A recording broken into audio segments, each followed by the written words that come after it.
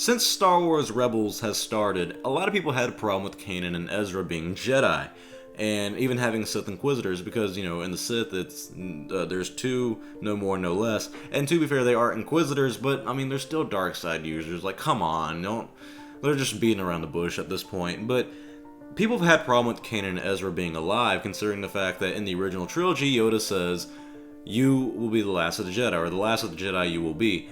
So that basically means that, to a lot of people, including me, that they have to die. They cannot be Jedi when this happens. And someone made a fair argument saying that, well, Jedi is just a title. They don't have to be Jedi. Nah, but Kanan in Season 3, I think it was, or Season 2, where the Grand Inquisitor basically, he was a sentinel guard of the Jedi Temple. He made him an official Jedi Knight. He was like, "You are a Jedi Knight. You are now what I once was." Stuff like that. So Kanan is an official Jedi, and I think Ezra is still his Padawan, technically. And Yoda knows about Ezra, or maybe even Kanan as well, because he's talked to them. His little Force ghost and his little ugly-looking CGI guy was talking to Kanan. Or Ezra, my bad. And so my point is that they can't be Jedi in terms of after Season 4. Season 4 is most likely the season that they will die, and that's the speculation that we're going with in this video of what's going to happen to them. And I personally believe that one of them, if not both of them, will die, or Ezra will turn to the dark side. Because when I was at Star Wars Celebration this past year, they actually showed a episode of Season 4. I'm not sure which one, and I'm not going to tell you which one, but I know the entire plot and concept and almost everything that happened.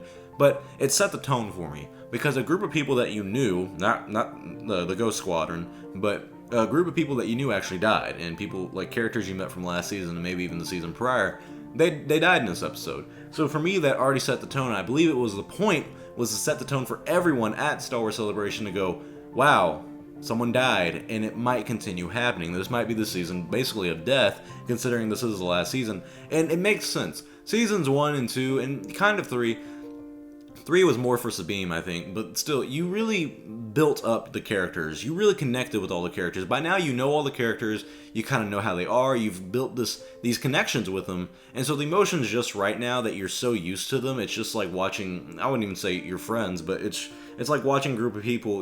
If you've seen The Office, when you get to like Season 5, you're not connected to the characters anymore, whereas you're building the connection anymore, but you already know all the characters, so you're just watching them like, it's like watching a rerun, basically. You're like, oh, I already know how these guys act. So that's how it is with the Ghost Squadron. You already know everybody. So it's the right time to kill them off. It's the right time to end everything for everybody to go, all right, well, now that you know everyone, now that you're close to everyone, it's time for them to leave. It's time for this all to close down, because people do have to die. And so in Rogue One, you see the Ghost Squadron, or the ship.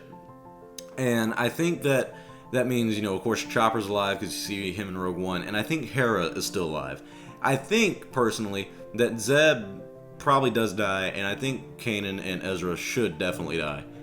But Hera still lives, and then Sabine goes off to do Mandalore and whatnot. And people think that Sabine and Ezra, go off, they have a family, and, their kid's Rey and whatnot. I think that's a stupid ideology, because, first of all, I don't really see a connection between Sabine and Ezra. Yes, they're young, but all I've ever seen is Ezra kind of be like, ooh, she's kind of cute.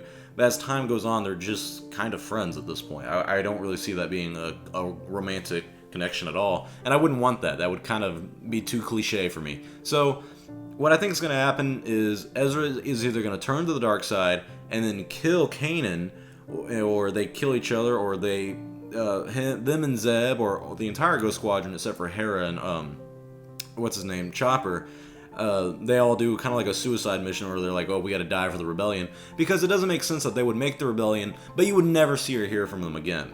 And, they're Jedi Knights, but, Yoda says, last of Jedi you will be. If Yoda knows they're there, he's gonna say something. It wouldn't make sense for Kanan and Ezra to be Jedi and not help Luke destroy the Sith, not help him fight Vader or the Emperor or anything, or even help train him. They have experience over Luke, so they would also be able to help train him. It would not make sense for them to be alive and not help Luke out. That's not logical at all. So I do think they are going to have to die. Or my favorite theory would be is that it kind of has something to do with Thrawn and the whole unknown regions. It's been a big thing in the new canon lately, and I really like it because that mysterious, it's interesting to think about mysterious things like that. If you don't know something, you're going to want to know it. And so I think it would be very interesting if they learned about the unknown regions and they actually travel out there because they learn of a greater threat that Thrawn knows of, and they're like, oh wow, he's right, we actually need to go stop that, but we're not going to do it with Thrawn, we're going to do it on our own terms, and we're going to try to get the Jedi Order started out there.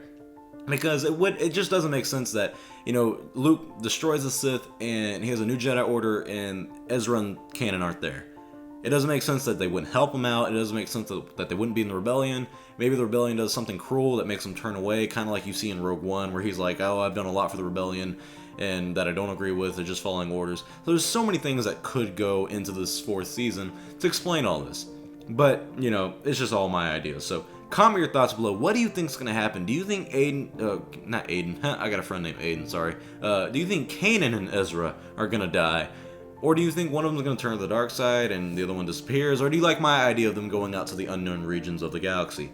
Comment your thoughts below. Hope you guys enjoyed this video. I'm Star Wars Only. I will see y'all next time. May the Force be with you, always.